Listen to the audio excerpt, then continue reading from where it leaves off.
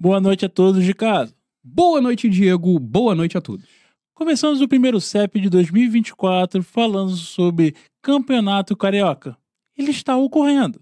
Definitivamente, o Campeonato Carioca é um dos campeonatos que existem. Assim como tem ocorrido nos últimos anos, os times grandes do Rio e o Botafogo têm usado equipes alternativas, misturando reservas com a base. E nessa disputa altamente acirrada e emocionante, que é a Taça Guanabara, os jogadores que normalmente não são titulares usam essa chance única para mostrar à torcida e para a comissão técnica porque eles não são titulares. Exatamente. No caso de Vasco e Flamengo, os times realizaram ao mesmo tempo partidas de pré-temporada no exterior, enquanto jogavam no mesmo dia os jogos do Carioca.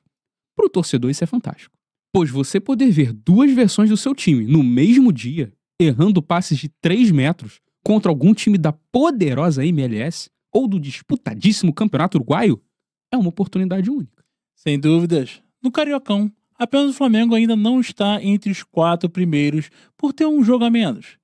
No último sábado, enfrentou o Orlando City, onde empataram por 1-1. Nem para menos ao ser um jogo valendo taça, com o nome de algum jogador completamente desconhecido. Nem isso, Diego. Erro da diretoria do clube. Só marca um amistoso valendo nada. Diferente do Vasco, que foi inteligente, ganhou 2 jogos de 1-0, um deles contra um time uruguaio que nem existia, que inventaram no dia anterior. Falaram que valia uma taça, deram o nome de um qualquer aí, um desconhecido, e foram campeões.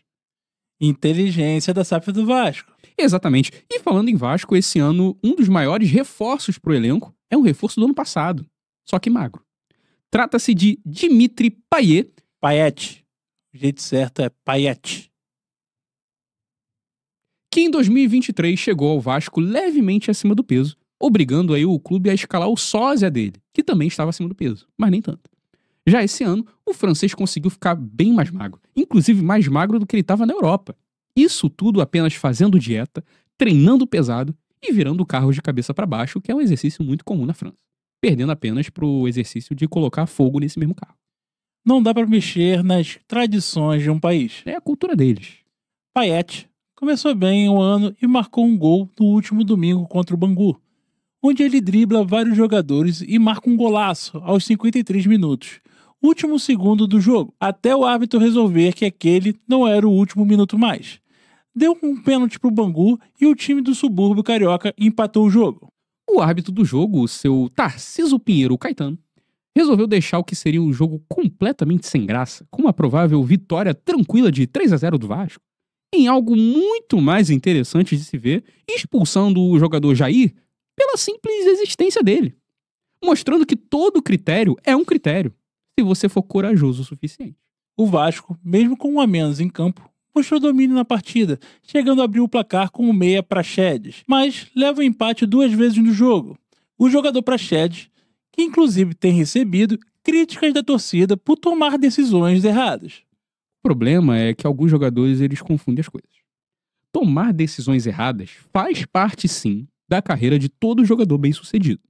Investir em golpe de Bitcoin, entrar em esquema de casa de aposta, ou fazer pelo menos 3 filhos fora do casamento são alguns exemplos de decisões erradas que todo fã de futebol aprecia.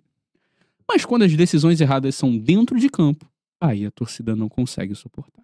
Depois do jogo do Vasco, foi a vez do Fluminense com o time alternativo jogar o Carioca e vencer o Nova Iguaçu por 3-0. Esse jogo contou com a estreia do Renato Augusto, que agora passa a ser mais um idoso a jogar pelo clube. O Fluminense faz mais pelo idoso do que qualquer país de primeiro mundo. Pode perceber. Não importa vir gente falando de Suíça, de Finlândia, Portugal, IDH da Europa.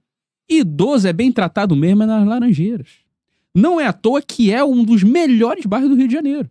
Cheio de parque, restaurante, jogo do bicho, tudo que o idoso precisa para viver bem. Além do Campeonato Carioca, estamos tendo o torneio pré-olímpico sul-americano, que conta com craques de menos de 23 anos na nossa seleção.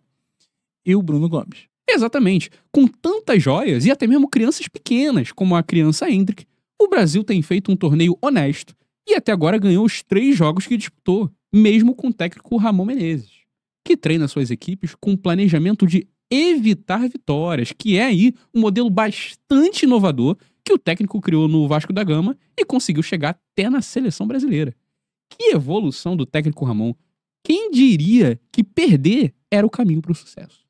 Depois de tantos modelos vitoriosos falharem, quem diria que o modelo de sucesso era o de derrotas? Isso aí é a nova geração de técnicos brasileiros mostrando que não estão mais atrás e vão falhar muito mais do que falham os europeus.